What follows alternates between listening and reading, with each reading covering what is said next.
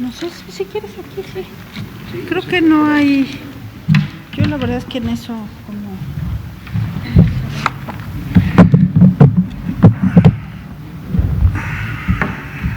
Muy buenas tardes a todas, a todos. Muy buenas tardes al auditorio en televisión. Les damos nuevamente la bienvenida a la conferencia vespertina sobre créditos a empresas familiares y apoyos a los trabajadores. Hemos en los últimos días revisado algunos de los apoyos crediticios, financiamientos que se otorgan a través de distintos mecanismos. Ayer también tuvimos la oportunidad de revisar los programas con los que cuentan el FOBISSSTE, el Infonavit y el propio ISSSTE para créditos personales. El día de hoy vamos nuevamente a iniciar con el recuento de qué es lo que está ocurriendo con el programa de crédito solidario, del cual tomamos los datos del Seguro Social, y después vamos a hablar sobre acciones de vivienda en el territorio del país. Hoy nos acompaña el director general del Instituto Mexicano del Seguro Social, el maestro Zoe Robledo. Bienvenido, Zoe. Gracias. También nos acompaña el secretario de Desarrollo Agrario, Territorial y Urbano, Román Meyer. Bienvenido, Román. Y también tenemos con nosotros a David Cervantes, subsecretario de Ordenamiento Territorial y Agrario de SEDATU. Pues buenas tardes, vamos a comenzar y le doy la palabra al director general del IMSS. Muchas gracias. Muchas gracias, secretaria Márquez, David, Román. Muy buenas tardes a todas y a todos. Este domingo 26 de abril desde Palacio Nacional, siempre un abrazo, uno y mil abrazos a todo nuestro personal. Bueno, ¿qué estamos haciendo y por qué? Si pueden pasar a la siguiente. Como lo hemos explicado, hubo un comportamiento extraordinario, fraterno, solidario de un grupo de empresarios mexicanos, 645,000 empresarios que frente a la incertidumbre decidieron no dar de baja a su personal, a sus empleados, entre enero, febrero y marzo de este 2020. Pero aquí hay un dato que creo que es interesante de ver. De esos 645,000, son 580,368 pequeños negocios los que tomaron esta decisión. Es decir, es el 89%. Son pequeños negocios que tienen de entre 1 y 10 empleados. Pero ¿por qué es importante lo que ellos hicieron? Porque de ellos dependen 1,615,168 empleos formales. Lo que hicieron ellos fue salvar a toda esta gente. Lo que hacemos nosotros es apoyar a los que ya apoyaron. La siguiente, por favor. Como lo hemos mencionado, estos son créditos que son para los empleadores. Recibimos cerca de 3,400 llamadas y estas son algunas de las preguntas más típicas. ¿A quién va dirigido el crédito solidario? ¿A los empleados? No, a los empleadores que no despidieron a sus empleados. Otra pregunta muy común, ¿cuándo tengo que empezar a pagar? Son 4 meses después de recibido el crédito. ¿Cuánto es lo que voy a pagar? Ahí está la tabla de amortización. Las empresas más pequeñitas, las que salvaron a entre 1 y 10 trabajadores, son los que pagan menos, son los que pagan 823 pesos cada mes durante los siguientes 3 años, que era la otra pregunta. ¿Por cuánto tiempo debo pagar? Durante 3 años esta cantidad para recuperar el crédito. ¿Y cómo solicitarlo? Bien, es importante seguir insistiendo. ¿Cómo solicitarlo? La verdad es que es muy fácil. La siguiente, ingresar a la página del Seguro Social, ingresar a este icono que dice apoyo solidario a la palabra, porque hemos insistido, no se necesita aval, no se necesita garantía, no se necesita historial crediticio, ni un comprobante de domicilio. Con la palabra nos sobra para saber que la gente, si fue solidaria al principio del año, seguramente cumplirá con este pago. Ingresan ahí, la siguiente, tienen que llenar 2 campos, un RFC y un registro. En el registro se les pide el RFC, la CURP, el teléfono, el nombre, su dirección, la cuenta clave y un correo electrónico. La cuenta a la que ellos pongan ahí es a la que la Tesorería de la Federación les va a pagar los 25,000 pesos. La siguiente. Estos son los dos documentos que se emiten una vez que se hace el registro: la carta de agradecimiento por el comportamiento que tuvieron al inicio de año y la tabla de la amortización. La siguiente, y esto es lo más importante, pues ¿cómo vamos? Llevamos 58,326 personas que ya ingresaron, ya se registraron y que a partir de la semana que inicia se les van a empezar a depositar en las cuentas que nos dieron esos 25,000 pesos. Ahí es en donde estará el ejercicio más importante a partir de la próxima semana. Y quisiera enseñarles la siguiente lámina, porque esto lleva 3 días nada más. El primer día se registraron 24,674 personas, luego se registraron 22,000 más para llegar a 50,309. Entre el día de ayer que estuvimos acá y el día de hoy, con el corte a la 1 de la tarde, se habían inscrito 8,017 más para llegar a este número de 58,326. Insisto, son estos pequeños negocios que tienen entre 1 y 10 empleados. Misceláneas, ferreterías, papelerías, carpinterías, abarrotes y muchos otros más que estamos seguros van a reactivar la economía. Cuando regresemos a la nueva normalidad, esta es la receta mexicana para salir de los impactos económicos. Me parece que esa es la última lámina. Sí, adelante. Bien, claro, es que queremos insistir. Estos son los horarios del servicio de la central telefónica. Ahí pueden llamar, ahí se pueden aclarar muchas dudas. Es el 800-623-2323, esos son los horarios de servicio. Estamos recibiendo muchas llamadas y nos da mucho gusto para poder aclarar todas sus dudas. La siguiente es simplemente eso, es un crédito solidario a la palabra y sin intermediarios, a la palabra de quienes tuvieron esa voluntad de mantener a sus empleados. Muchas gracias. Muchas gracias, Zoe. De nuestra parte, también podemos informarles que el crédito a la palabra del cual tomamos los datos del Censo del Bienestar, de ese censo que fue construido desde fines del año del 2018, completado el año pasado, y que fue casa por casa recogiendo las necesidades de todas y cada una de las familias visitadas. Ahí se registraron muchos micronegocios y personas que manifestaron interés en ser apoyados para emprender un negocio. De los datos que ahí hemos tomado y las llamadas telefónicas que se han hecho durante esta semana, ya llevamos la cifra de 332,000 créditos aprobados. Esta semana continuaremos para poder iniciar la dispersión el lunes 4 de mayo. Entonces, 2 fechas importantes. Mañana, lunes 27 de abril, iniciamos la dispersión a las cuentas bancarias de los empleadores registrados en el IMSS que han sido seleccionados de la manera que aquí se nos ha explicado, y a partir del 4 de mayo todos aquellos micronegocios que han sido seleccionados de la base de bienestar.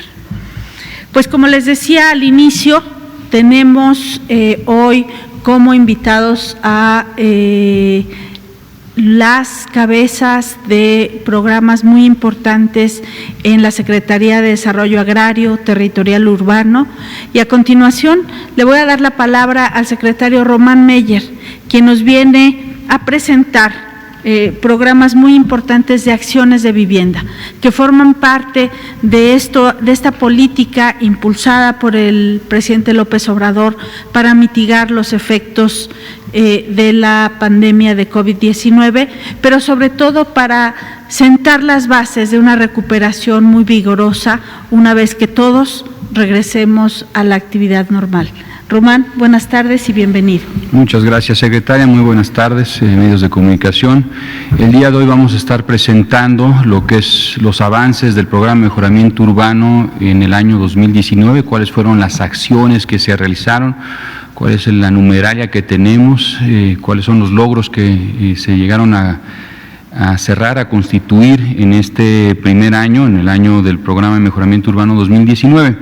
Quisiera nomás recordar previamente que, digamos, este es un espacio donde, como el día de ayer habíamos marcado, por un lado se estará dando información sobre el conjunto de mecanismos de financiamiento, de colocación de créditos, y por otro lado, en este espacio se estará, digamos, dando información sobre programas federales en materia de mejoramiento urbano y, como bien comentaba la secretaria Graciela, acciones de vivienda.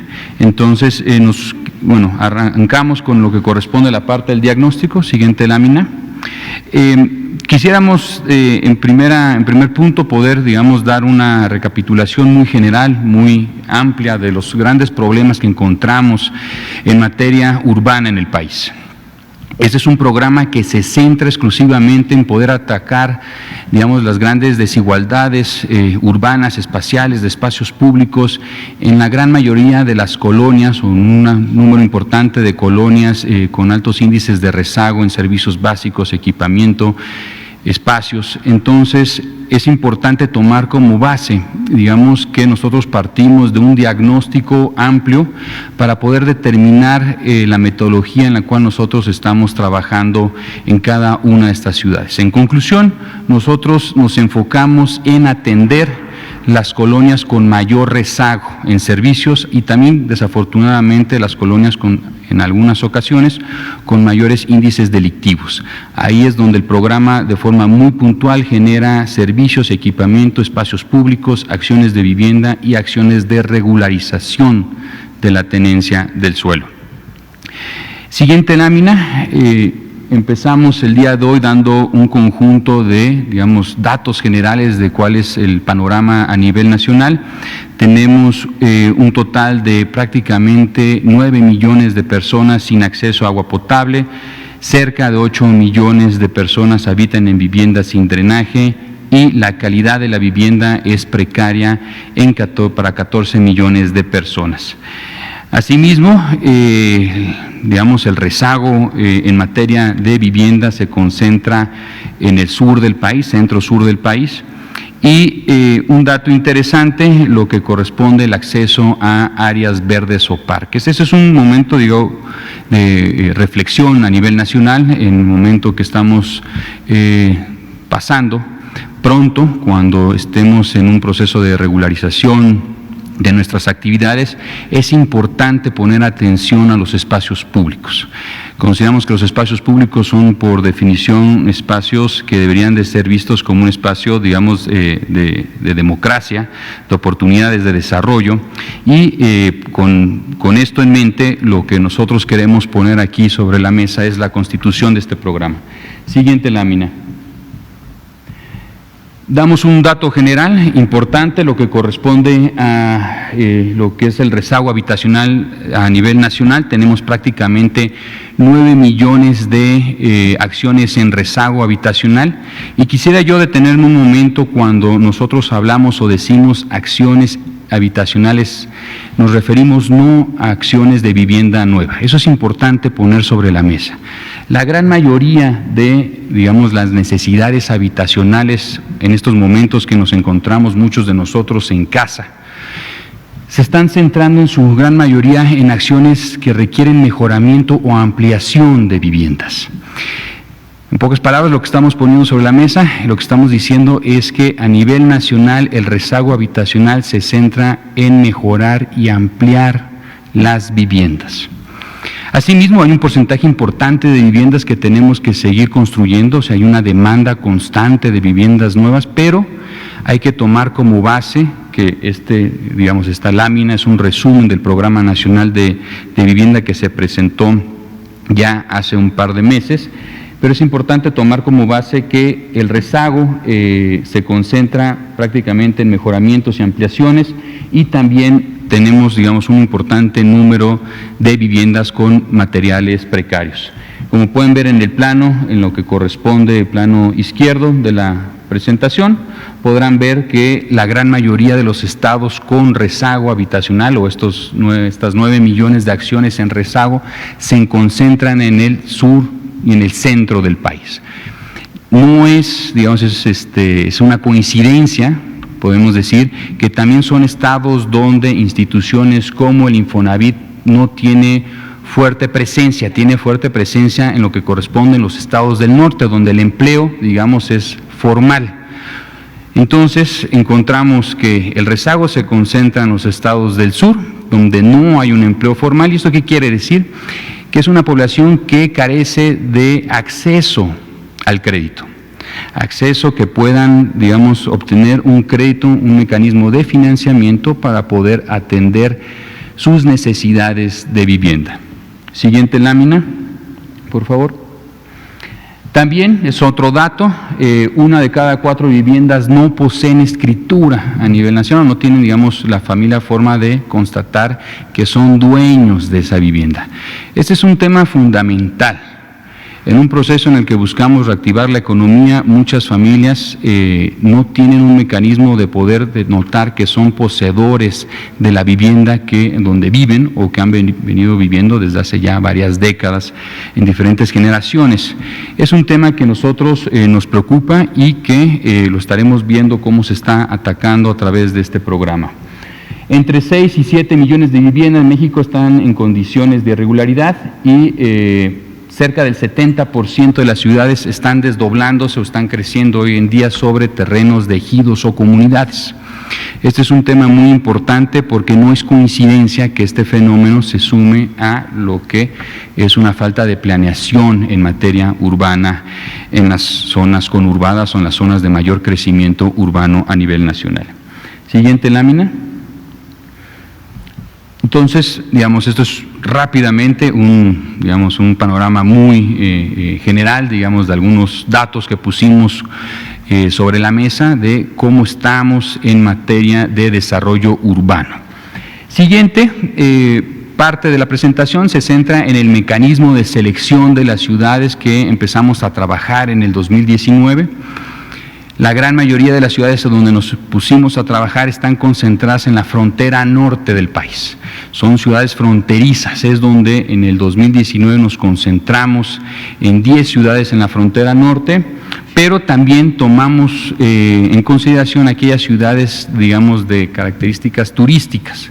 Estamos hablando de Los Cabos, Acapulco, Solidaridad, donde encontramos, digamos, un contraste muy importante en materia de desarrollo urbano. Tenemos grandes desarrollos o grandes complejos de hoteles de primera clase mundial, pero a su vez la población que sirve o que trabaja en dichos hoteles se encuentran, digamos, en condiciones de hacinamiento en materia de vivienda, espacios públicos y equipamientos, digamos, en las zonas periféricas a estos, digamos, ciudades turísticas. Entonces, son los dos enfoques que nosotros tomamos en el 2019 para poder atender estas ciudades.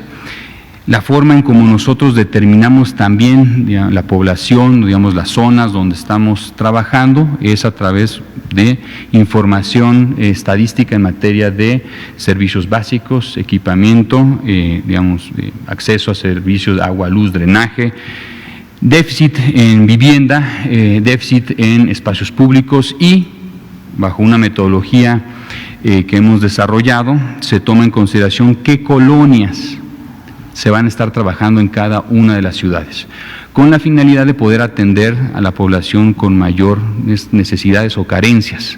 Ese es el punto central del programa, que entonces toma la parte de espacios públicos y equipamientos, ataca también lo que corresponde al déficit en materia de vivienda y por último, el último componente es lo que corresponde la parte de regularización de tenencia del suelo, donde en muchas ocasiones en estas colonias, que son, digamos, tienden a ser periféricas de las ciudades, la gran mayoría de la población no tiene, digamos, escrituras que puedan poseer.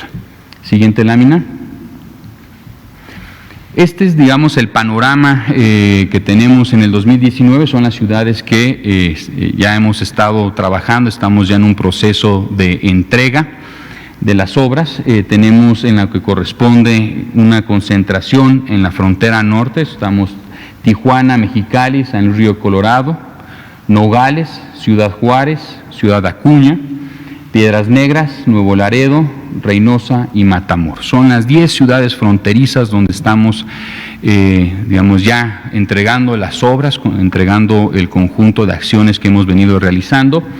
Tenemos en lo que corresponde ciudades turísticas, Los Cabos, Bahía de Banderas.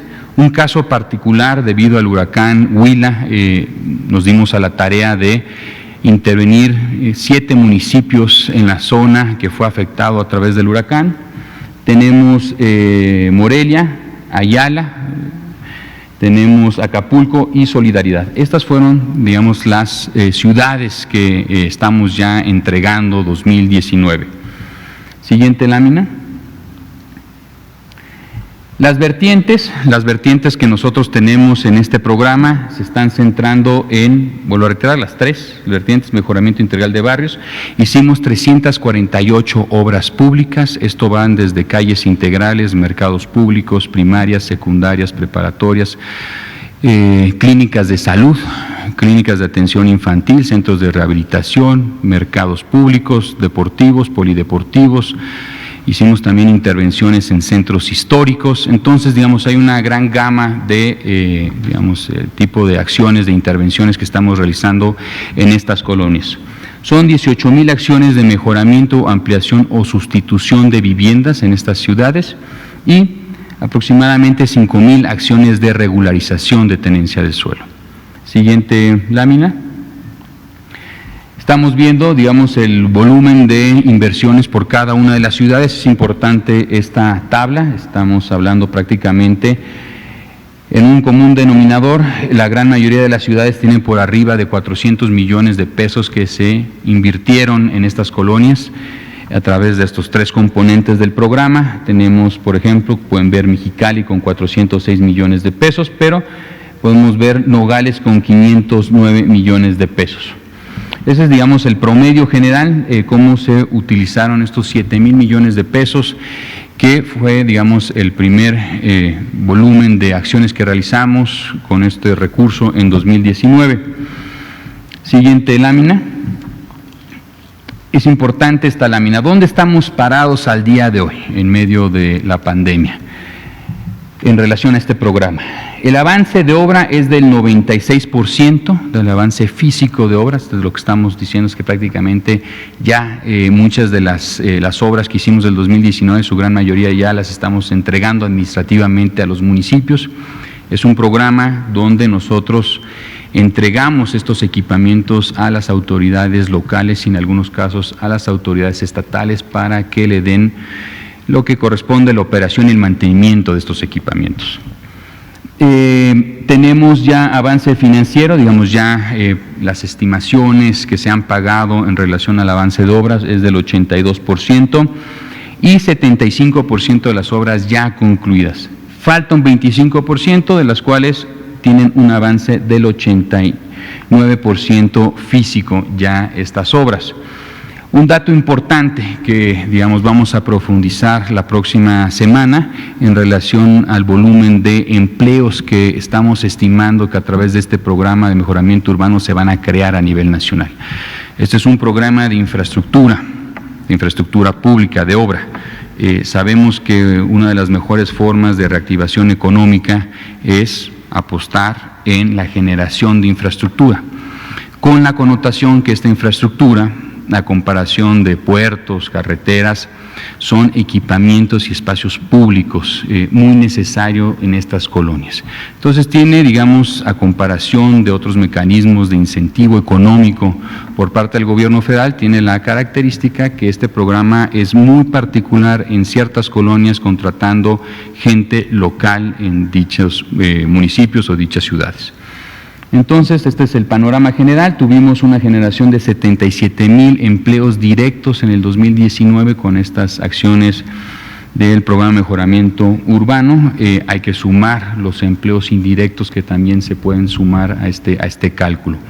Posteriormente, la próxima semana daremos, digamos, las estimaciones que tenemos para el 2020.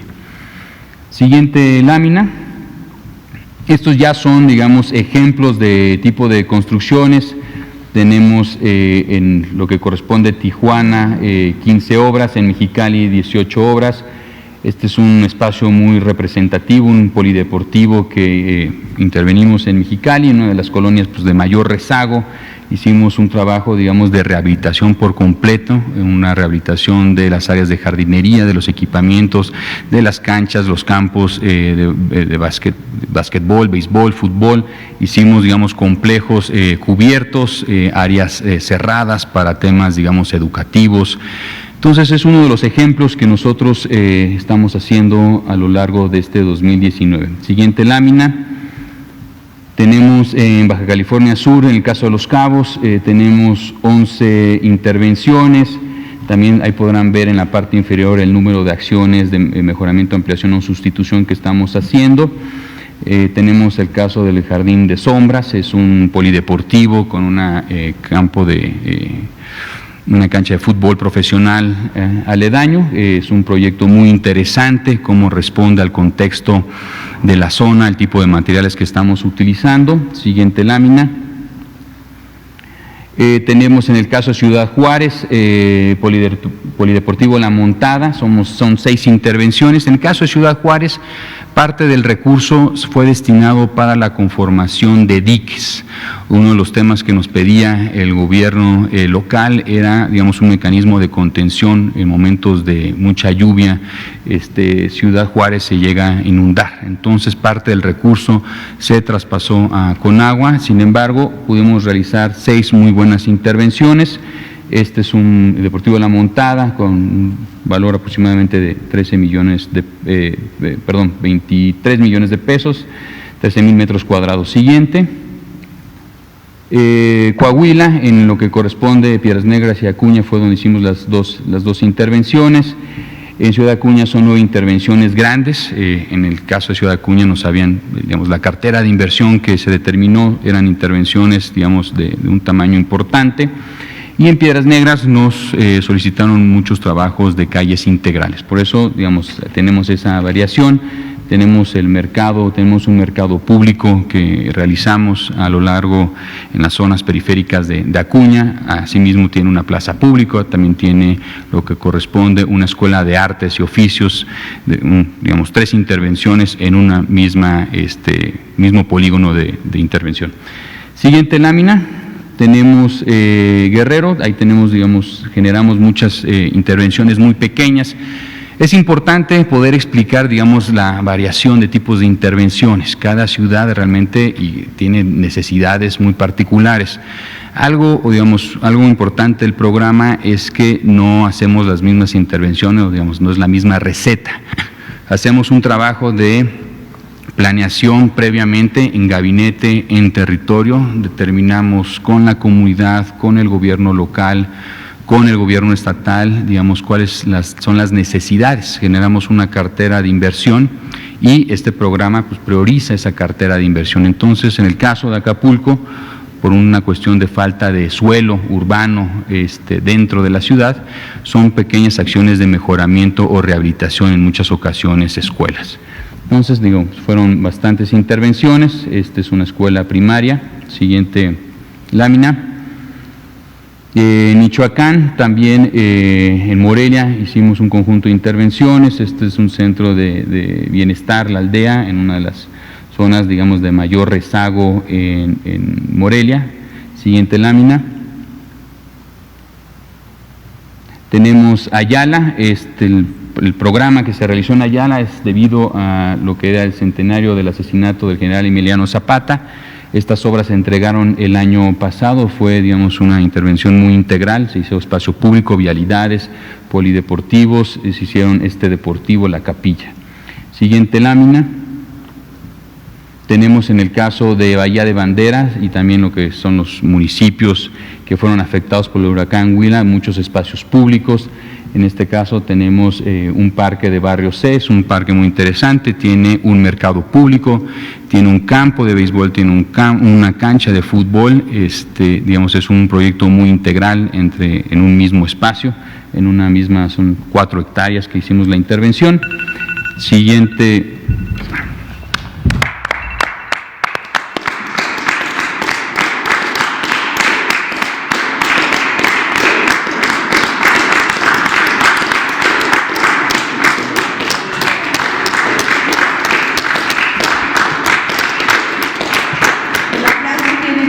Con el agradecimiento que queremos dar, un pequeñísimo homenaje a todo el personal médico, de enfermería y de las distintas áreas que hoy y durante varias semanas ya ha estado atendiendo a los enfermos de COVID-19.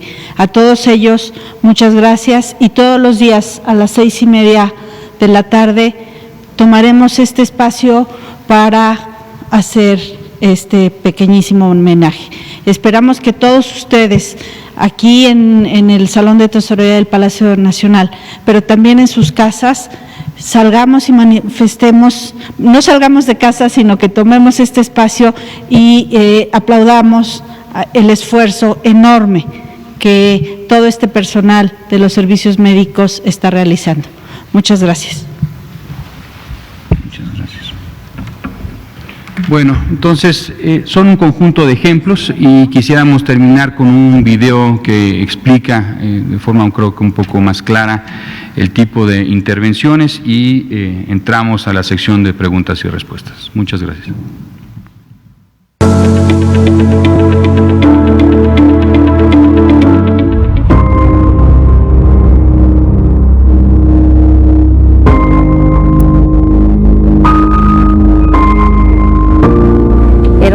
Muy estancada, que nadie volteaba a verla ni creía que hubiese algo importante aquí.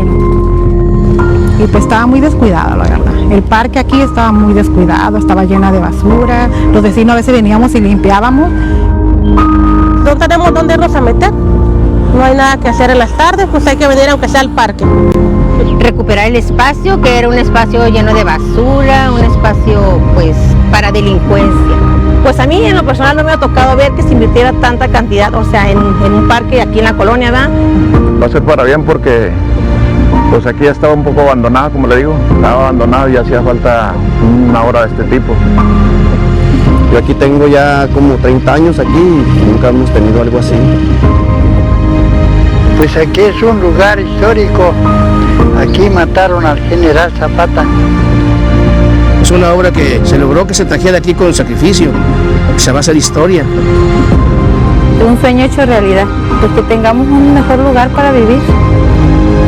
El programa de mejoramiento urbano transforma las ciudades del país desde las colonias que habían sido históricamente olvidadas, a través de la construcción y rehabilitación de espacios públicos, así como del mejoramiento y escrituración de viviendas. En su primera etapa, se intervinieron 16 ciudades y la zona afectada en Nayarit por el huracán Huila. Se espera que durante todo el sexenio sean beneficiadas al menos 100 ciudades del país. En esta cuarta transformación, construimos ciudades más justas. Gobierno de México. Pues muchas gracias, Román. Realmente es muy emocionante lo que muestras y que se ha hecho en estas ciudades fronterizas, en estas ciudades turísticas y en aquellas que han sido afectadas por el huracán. Pasamos ahora a sus preguntas. Vamos a iniciar aquí adelante, por favor. Quisiera que nos informara con respecto a muchas de estas empresas, estas pequeñas misceláneas, van a hacer una transformación, muchas migran de modelo, obligado por toda la situación. Este fondo se va a poder utilizar también para este tipo de transformación, que migren a hacer tecnologías en internet y demás, y si se va a tratar de un fondo revolvente y qué destino va a tener una vez que se recupere el recurso. Muchas gracias.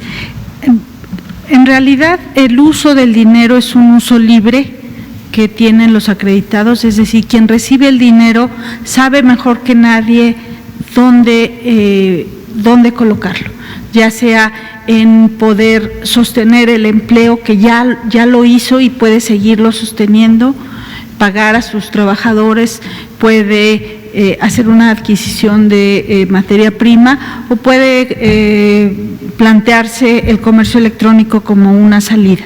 De hecho, la Secretaría de Economía, la Secretaría del Bienestar, estamos trabajando en una plataforma que vamos a presentar próximamente justamente para acercar a compradores y a oferentes de bienes y servicios a través de un modelo de mercado solidario. Pero eso no adelanto más, lo vamos a presentar en la semana. Pero sí quisiera decir que el destino de los 25,000 pesos, pues es un destino libre. Nosotros no vamos a decir que se necesita destinar para tal o cual aspecto de los micronegocios. En el caso de la revolvencia, por el momento, ahora lo que estamos tratando de hacer es hacer este apoyo y el dinero va a regresar a la tesorería.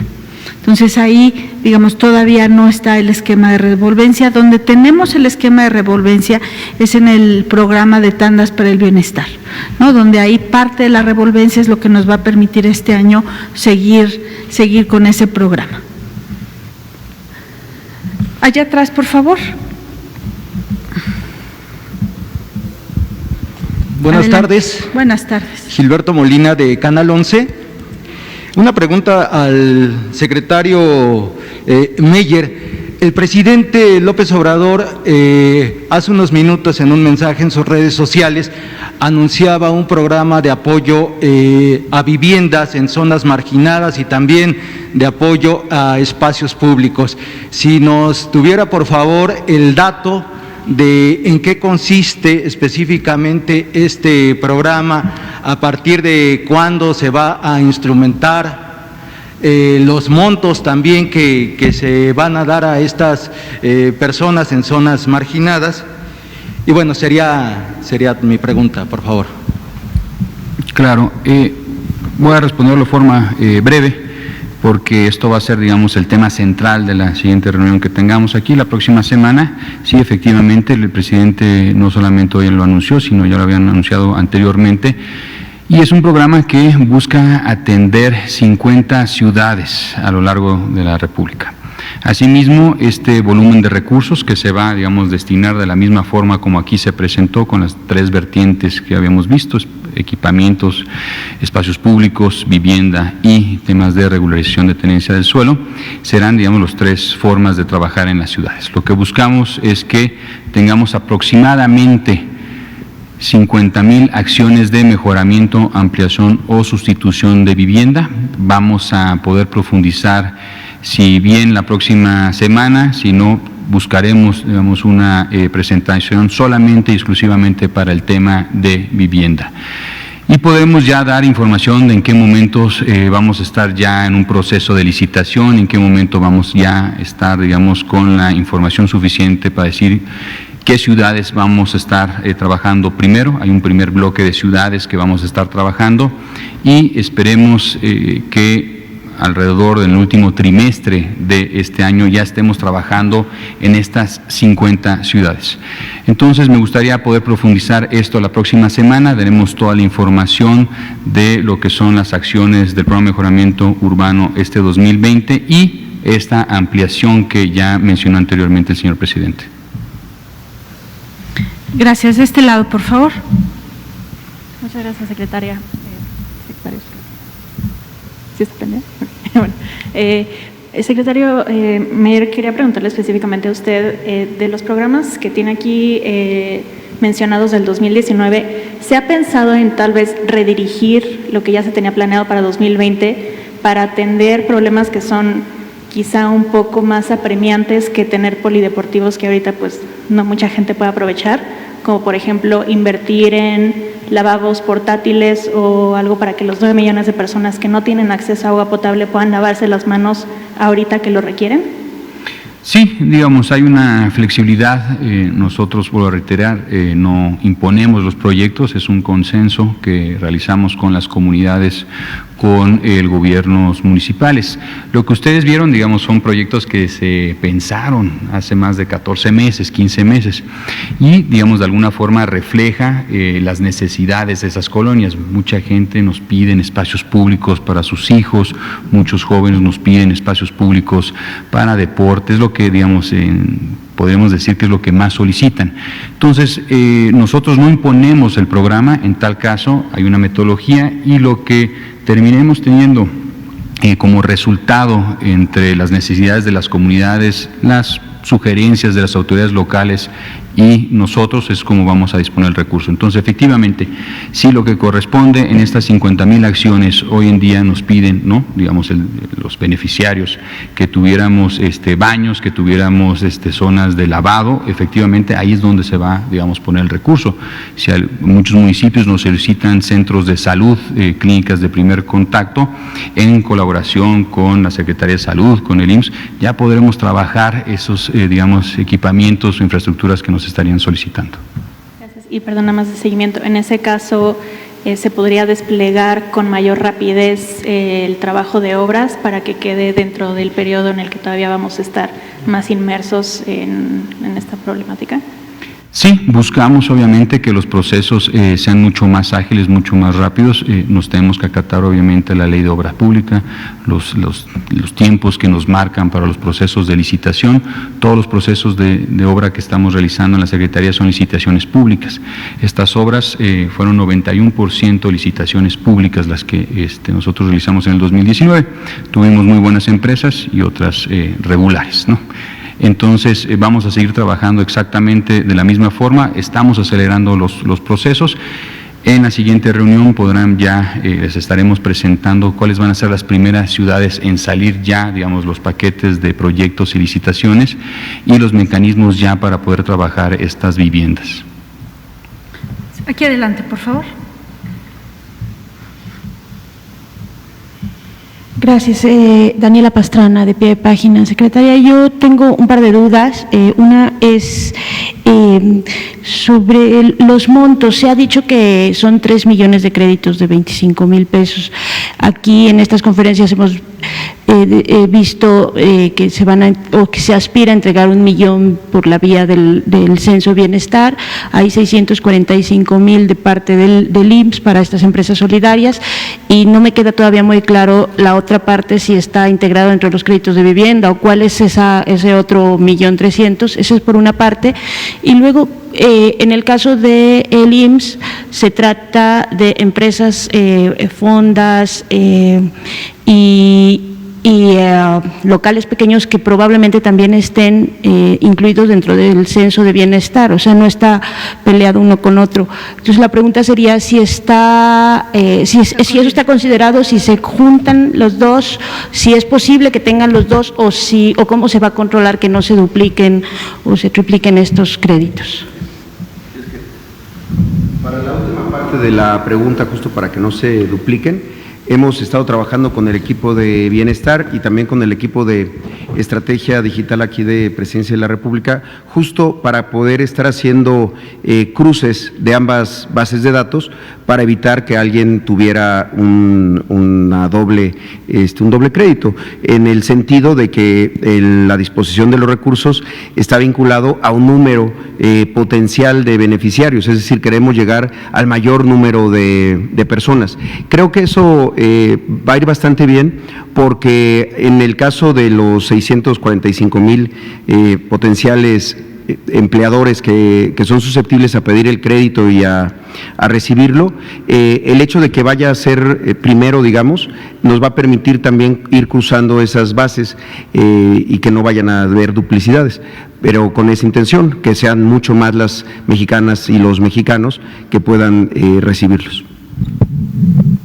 Sí, Daniela, y justamente ese cruce es posible hacerlo porque parte de los datos que ingresan los empleadores del IMSS tiene que ver con su CURP, que son números únicos. Entonces se cruza el CURP se cruza el RFC cuando existe. En el caso de los del censo de bienestar, no todos tienen RFC, pero cuando existe también se cruza, de manera que hacemos un cruce lo más amplio posible y sobre todo que confiamos en que la gente va a pedir un solo crédito, ¿no? Es decir, que entiende que la necesidad de uno también es la necesidad de otros. Efectivamente, aquí hemos hablado de 2 millones de créditos, aquel que viene de la base del IMSS, el que viene de la base de bienestar, y parte de llegar a otro millón de créditos tiene que ver, como tú misma lo anotabas, con los créditos que presentamos el día de ayer, que son los créditos personales del IMSS, los créditos de Fobiste y los créditos del Infonavit en todas sus modalidades. Ayer fuimos muy rápido, pero nos vamos a ir deteniendo en cada uno de los créditos que estas instituciones tienen para ofrecer. ¿Alguna otra pregunta? Allá atrás, muy atrás.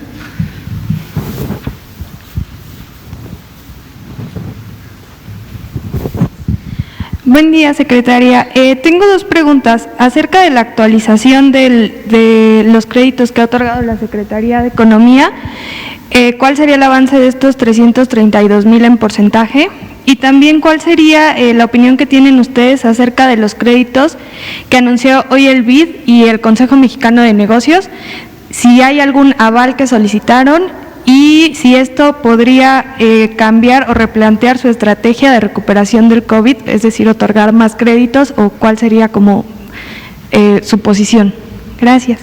A ver, en términos de la actualización de los 332 créditos, lo que hemos estado haciendo es se llama, la Secretaría de Bienestar ha desplegado, a través de la coordinación de programas prioritarios, ha desplegado un operativo de llamada telefónica, donde se les pregunta si efectivamente sigue interesado en tener el crédito. Ahí se hace una serie de preguntas, se recopilan un poco más de información y ese es el número que estamos dando, 332,000 créditos, personas que han aceptado el crédito y de las cuales hemos recuperado su información. Entonces, ¿cuál es el avance? Ese, del millón de créditos llevamos 332,000.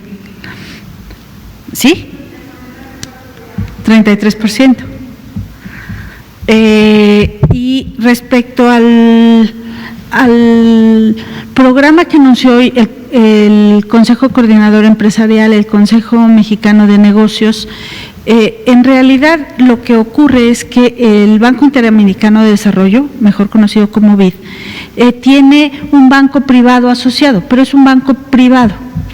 Ese banco privado puede ser contactado por sectores privados de los países asociados al BID, en este caso México. Entonces, el sector privado mexicano contacta al banco privado asociado al BID y consiguen una línea de crédito que va a ir a los bancos privados comerciales en México. Entonces, es un circuito privado paralelo, ¿no? Y donde simplemente la Secretaría de Hacienda tiene un asiento en ese banco privado del BID por ser uno de los países miembros de este organismo multilateral, y esa es la única relación.